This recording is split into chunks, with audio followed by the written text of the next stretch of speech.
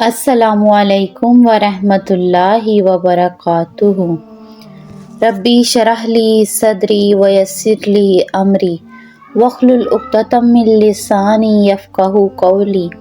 ऐ मेरे परवरदिगार, मेरा सीना कुशादा कर दे और मेरे काम को आसान कर दे और मेरी ज़ुबान की गिरह को सुलझा दे ताकि लोग मेरी बात समझ सकें। आज हम सूरह माऊन की शान नज़ूल, इसका लफ्ज़ी और बामुहावरा तर्जुमा और तफसीर पढ़ेंगे। आपसे गुजारिश है कि मेरे चैनल कुरान स्पिरिट कनेक्ट को सब्सक्राइब कर लें ताकि कुरानी आयात की अपकमिंग वीडियोस के नोटिफिकेशन आपको मिलते रहें। सूरत माऊन, इस सूरत के आखिरी लफ्ज़ अल-माऊन को सूरत का नाम दिया गया है। इस सूरत का नाम सूरह अद-दीन भी है। अल-माऊन का मतलब है छोटी सी चीज़ या मामूली सी चीज़। ये सूरत कुरान मजीद की 107 नंबर की सूरत है। इसमें 7 आयात और 25 अल्फाज हैं। ये सूरत मक्का मुकर्रमा में नाजिल हुई, इस लिहाज से ये मक्की सूरत है। सूरह माऊन में पहली 3 आयात में काफिरों का तज़किरा किया गया है और बाकी की 4 आयात में मुनाफिकीन और इनकी सिफ़ात को खुलकर बयान किया गया है।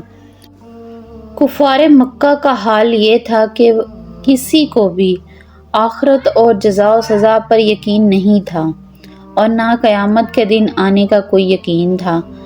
उनके करीब बस यही दुनिया की ज़िंदगी ही सब कुछ थी और जब आखिरत की पकड़ का यकीन ना हो तो इंसान हर बुराई कर गुज़रता है। इसलिए कुफ़ारे मक्का यतीमों का हक सलब करने, बेसहारों के साथ ज़्यादती करने में पेश थे। आऊज़ु बिल्लाहि मिनश शैतानिर रजीम। बिस्मिल्लाहिर रहमानिर रहीम। अरअयतल्लज़ी युकज़्ज़िबु बिद्दीन। अरअयता, क्या तुमने देखा, अल्लज़ी, वो जो के, युकज़्ज़िबु, जुठलाता है, बिद्दीन, रोज़े जज़ा को या रोज़े जज़ा के दिन को। क्या तुमने इसे देखा जो जज़ा व सज़ा को जुठलाता है। फ़ज़ालिकल्लज़ी यदुव्वुल यतीम। फ़ज़ालिकल्लज़ी, यही है वो जो के, यदुव्वुल यतीम, धक्के देता है यतीम को, यानी यतीम का हक सलब कर लेता है। वही तो है जो यतीम को दिक्का देता है। कई काफिरों के बारे में रवायत है कि इनके पास कोई यतीम खस्ता हालत में कुछ मांगने को आया तो उन्होंने इसे दिक्का देकर निकाल दिया।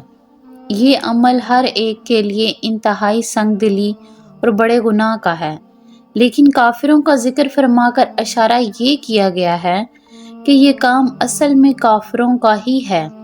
किसी मुसलमान से इसकी तवक्को नहीं की जा सकती।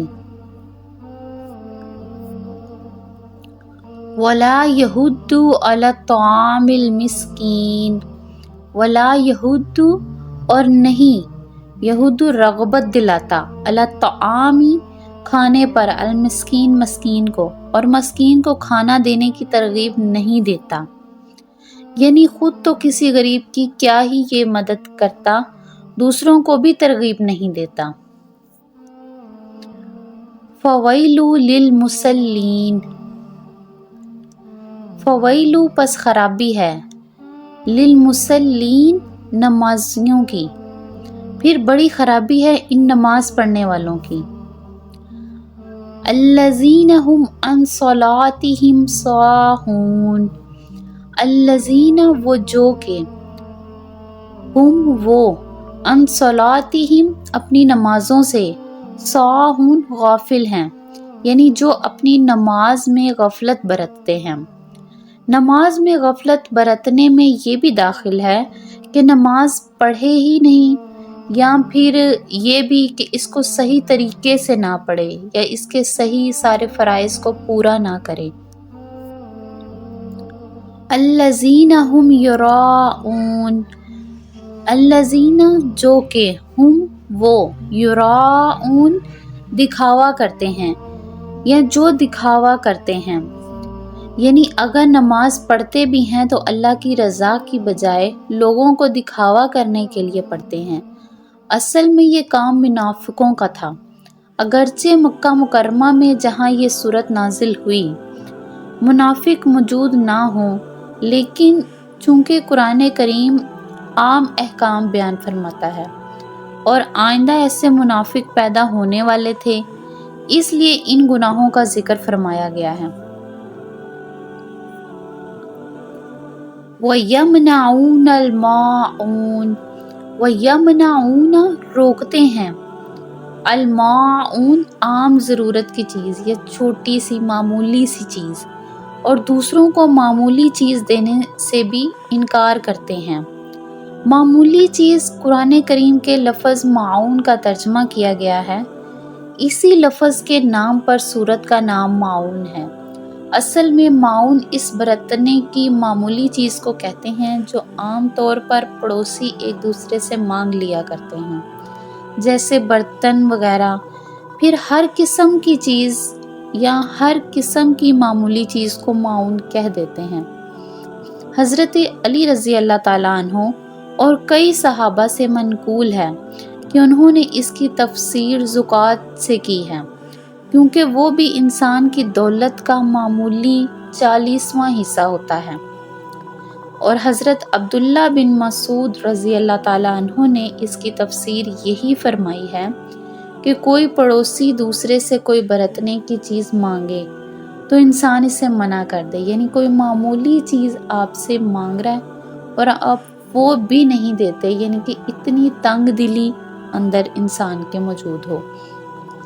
اسی معاون کی تعریف میں یہ بھی آتا ہے کہ کسی کے ہاں مہمان آ جائیں اور وہ ہمسائے سے چارپائی یا بستر مانگ لے، یا کوئی اپنے ہمسائے کے تندور میں اپنی روٹی پکا لینے کی اجازت مانگے، یا کوئی کچھ دنوں کے لیے باہر جا رہا ہو اور وہ حفاظت کے لیے اپنا کوئی قیمتی سامان دوسروں کے ہاں رکھوانا چاہے۔